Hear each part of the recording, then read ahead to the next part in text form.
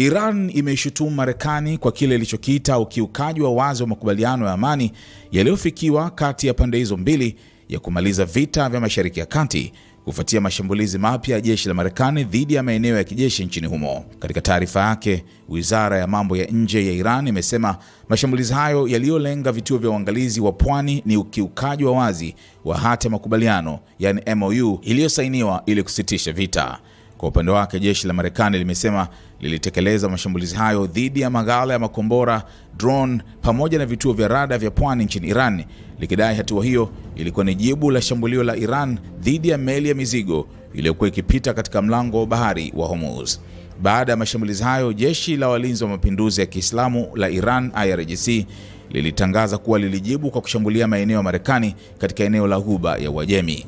Kupitia taarifa iliyorushwa na televisheni ya taifa ya Iran, IRGC ilionya kuwa iwapo Marekani itaendelea na mashambulizi mengine, jibu la Iran litakuwa kubwa zaidi. Ikiwa uchokozi huu utajirudia, majibu yetu yatakuwa makubwa zaidi kuliko haya, ilisema IRGC.